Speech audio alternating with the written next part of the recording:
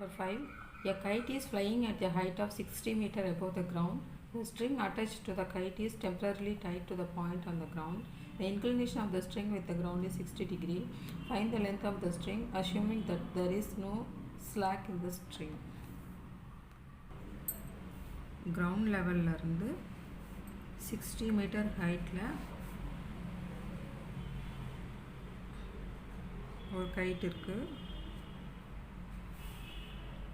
Ground ஓட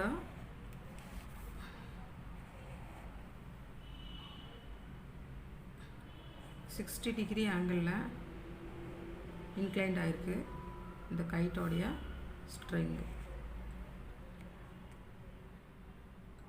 இப்போ இந்த string ஓடைய length வந்து find out பண்ணனும். As usual, A, B, C, AC square equal to AB square plus BC square. 60 degree இருக்கு. நம்மளுக்கு opposite side ஓட வேல்யூ இருக்கறனால sin theta அப்ளை பண்ணிக்கலாம். sin theta equal to opposite side by hypotenuse. Opposite side value is 60 meters. Hypotenuse value is AC. Length of the string sin 60 degree. Sin 60 is root 3 by 2 equal to 60 meter divided by length of the string. So length into root 3 cross multiply பண்ணிக்கலாம் equal to 60 into 2. Length equal to 60 into 2 divided by taking this root 3 to the other side of this equation.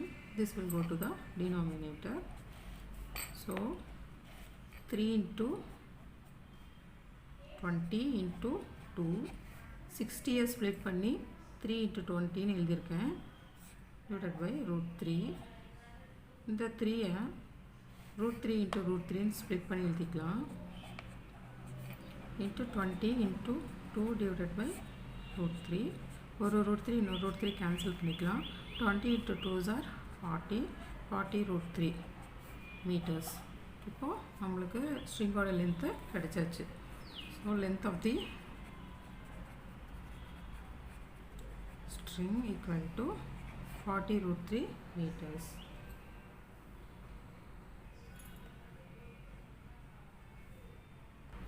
Question number 6. A 1.5 meter tall boy is standing at some distance from a 30 meter tall building. The angle of elevation from his eyes to the top of the building increases from 30 degree to 60 degree as he walks towards the building. Find the distance he walked towards the building.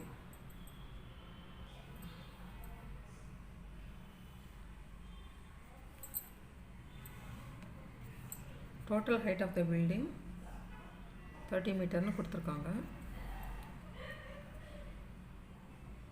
Height of the boy 1.5 meter.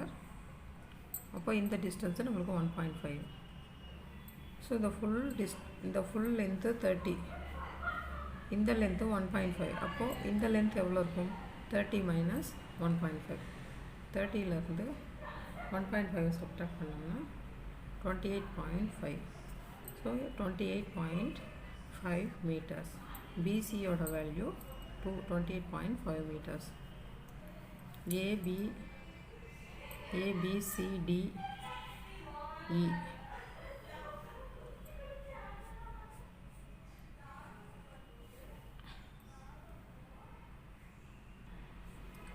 So total height of the building 30 meters. இந்த height 1.5 meters. So இந்த 30 metersல இருந்து அந்த 1.5 meters நம்ம subtract பண்ணோம்னா 28.5 meters இந்த value கிடைக்கும். இங்க இருந்து பாக்கும்போது angle of elevation 30 degree. பில்டிங்ல இந்த பிளேஸ்ல இருந்து பாக்கும்போது angle of elevation 60 degree இருக்கு.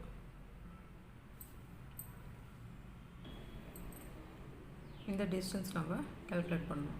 AD equal to எவ்வளோ நம்ம இது calculate பண்ணனும் இந்த வேல்யூ. So tan formula பயன்படுத்தலாம். tan theta equal to opposite side by adjacent side. Tan 30 equal to opposite side 28.5. நம்மளுக்கு இந்த ட்ரையாங்கிள் மட்டும்தான் நம்ம எடுத்துக்கிறோம். Tan 30 is equal to opposite side BC divided by adjacent side AB.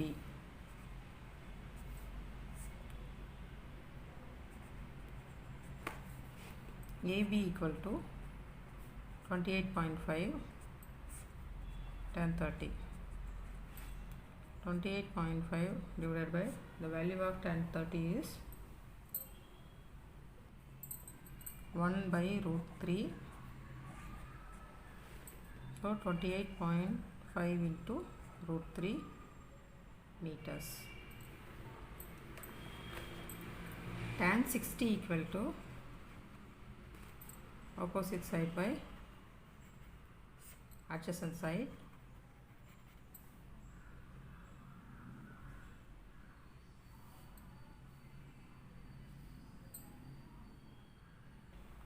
Tan 60 is root 3. Opposite side is tan 60 equal to opposite side 28.5 divided by adjacent side dB. So dB equal to 28.5. Taking this root 3, this will go to the denominator. AB ஓட value தெரியும், DB ஓட value தெரியும். இந்த value நம்ம கண்டுபிடிக்கணும், AD ஓட value. அப்போ இந்த AB ஃபுல் வேல்யூலேருந்து இந்த DB வேல்யூவை நம்ம சப்ட்ராக்ட் பண்ணும்போது AD வேல்யூ கிடைக்கும். So AB equal to AD plus DB. AD equal to AB minus DB. இந்த plus DB left hand side வரும்போது sign change ஆகும், minus DB ஆகும். AB ஓட வேல்யூ 28.5 root 3 minus DB ஓட value 28.5 divided by root 3 equal to AD. இப்போ இதை நம்ம simplify பண்ணணும்.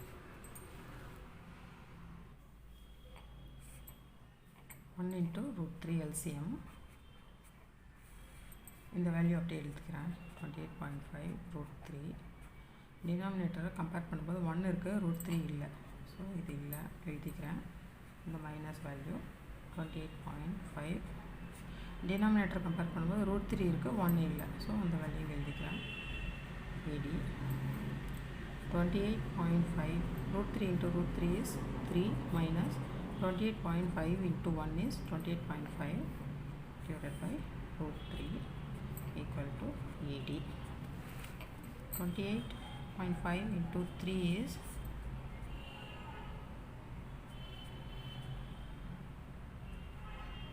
85.5 minus 28.5 0